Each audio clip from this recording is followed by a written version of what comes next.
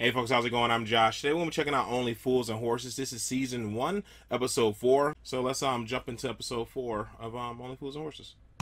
There you are. They're a pleasure to have the flu with. Thanks, love. Now, hurry up, girls. Get in while the going's good. It's 1 for the price of 2. 1 for the price of 2. Keep taking the money, Rodney. I'm going to pop down the pub and get a lemonade for the Who old just said 1 for the price of 2? Scratchings, would you? Pork scratchings? Sounds like a pig with fleas. Come on then, get in while the going's good. We are not here today, gone tomorrow. We are here today, gone this afternoon. Now, come on. You never guess who I just saw? Oh, it was your ex-fiancée. Oh, yeah, which one? Pauline. Pauline? Pauline Harris? No. No, you must have been mistaken. She got married to that Bobby Finch, didn't she? And she went to live abroad. Yeah? Well, who's that sitting over there, then?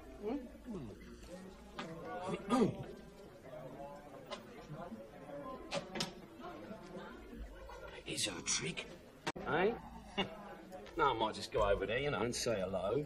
If that is all right with you two. You want your brains testing. Yeah, thank you, Joycey. Yeah, did you take one for yourself? No. Good.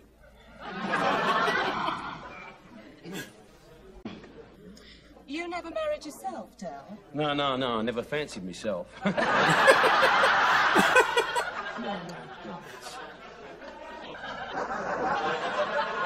You know what I mean? What I mean is, I never met a girl that I cared all that much about, really, Where's my pork scratchings? Sorry, Rodney, I got distracted. This is my brother, Rodney. You remember Rodney? He's a bit a little scruff. Look at him now. He's a big scruff. Yeah. Do you remember Pauline? Yeah, I remember. Sorry. What about that? Isn't that a shame, eh, Rodney? She had 2 husbands die on her. Yeah. One more, she keeps a match ball. Excuse me a moment. Yeah, of course. I'm just going to powder my nose. Yeah. Well, hurry back, won't you? Because, I'll be waiting. Dude, how you still horny? That chick she killed both her husbands. Hurry back, Pauline. Can I pull the chain for you, Pauline?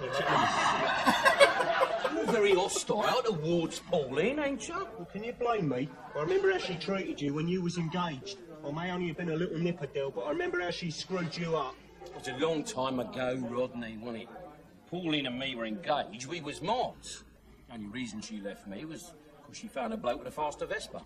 That's a fair reason. Yeah, it was in them days. You got to understand the times, Rodney. In them days, teenage marriages broke up because your husband didn't like the ollies. But we're older now, What do you know about it, anyway? What do you know? I am talking about men and women, I am. You're still knocking about with brownies. No, I'm not. Yes, you are. Leave it out. Some of your dates arrive by skateboard. Oh, no. Hell, So they're young, I guess. don't get hyped up with that Pauline again. She'll screw you up, you mark my words. Look, Rodney, a lot of water has run under the bridge since me and Pauline broke up. I know what it's all about now. I understand the rules of the game. The old boy's late, ain't he, Rodney? No, I wouldn't worry about it, Grandad. We'll give him another 15 minutes, then start phoning round the morgues. What do you mean, the moles? Well, there's something about that Pauline that kills them off. I think she must be a carrier or something. Bad news in meeting her again this afternoon. Shh, act natural. Stay vaguely at them tellies, right, and no questions.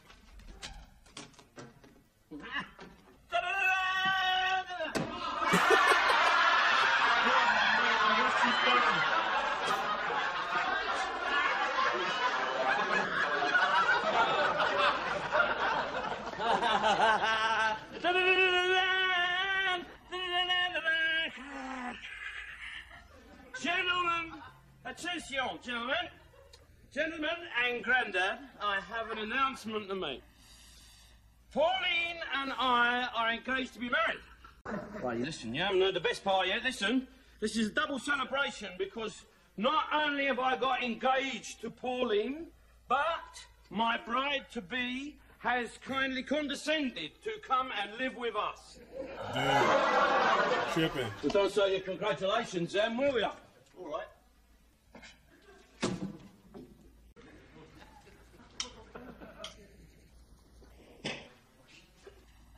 I cleaned that table today.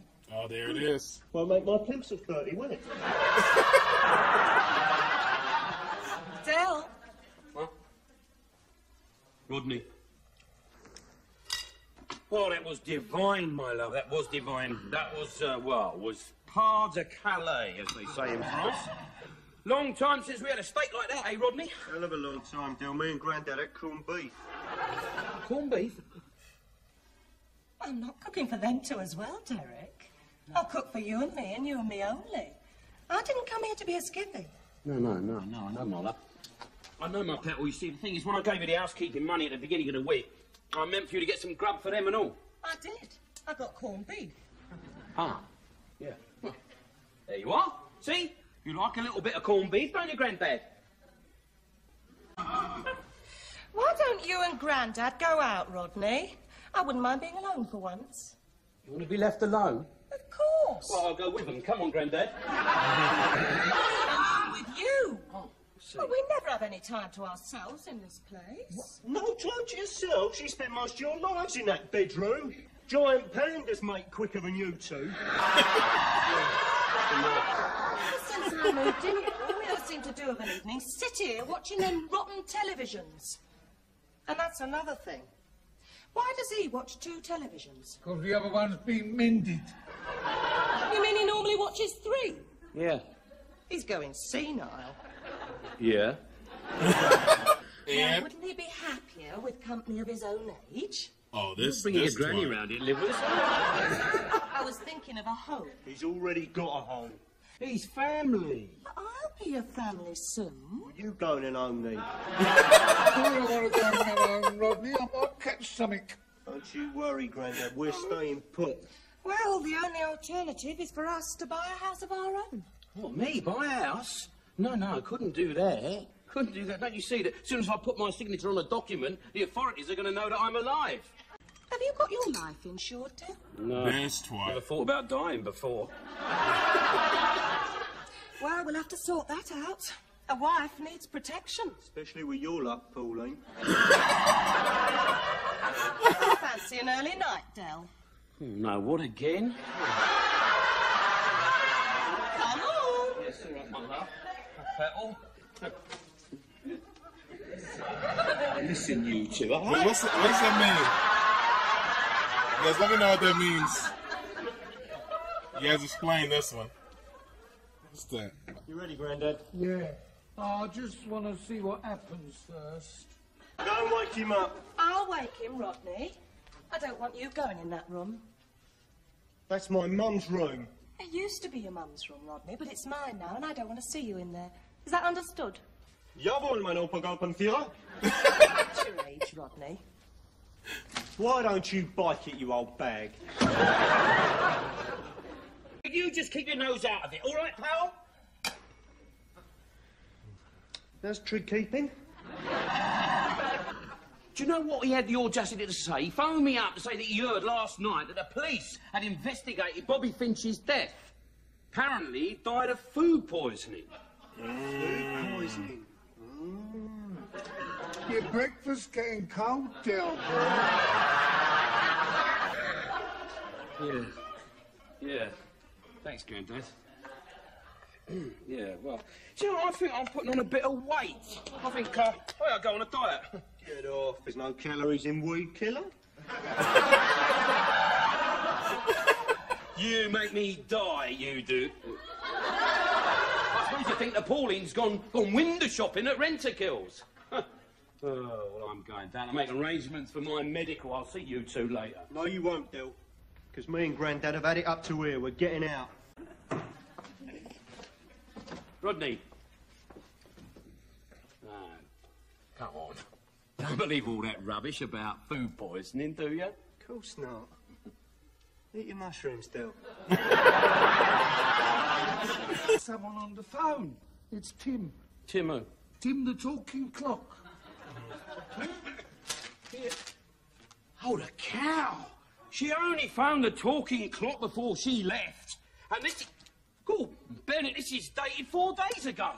I don't want to worry you, Del, but this Tim's got a funny accent. She only found a talking clock in America, don't she? You're connected to America? It's amazing, isn't it? Oh, cold-blooded. This dude gonna be high as shit. See, that's good. It's good that she did something cold-blooded like that. Like, you know, call America to, like, the, you know, he said talking clock. And rake this phone bill up, because if she did nothing but clean and left a letter, you're going to be constantly worried that she's going to show back up and, like, stab you in the face or something. Just because, you know, crazy exes and stuff. But this is a good episode because I feel like it really perfectly, like, encapsulated, like, how people are when, like, especially, like, I guess the best example I can give is, like, as a friend or as a brother or whatever, and everybody in the family, all your friends, all know a particular person is terrible for somebody that you care about, but you can't really say anything. You feel defenseless. You just got to watch them go through and get their heart broken. And then once their heartbreak is over and you finally go through that whole thing of getting them back on their feet and motivate them, like, to, you know, be happy and stuff again, and then a couple years passes and then that person ends up back with that person again, and it's like it's the same thing all over again, man. That's always the for the person it's happening to. I think a lot of times, you know, they just focus on, like, the love, and all they do is remember all the good times they have with that person. They forget about all the chaos until they're back together, and then the chaos is happening again, and they feel like they're just too far in. Like, we're gonna work on it. Well, at least we know what not to do from last time.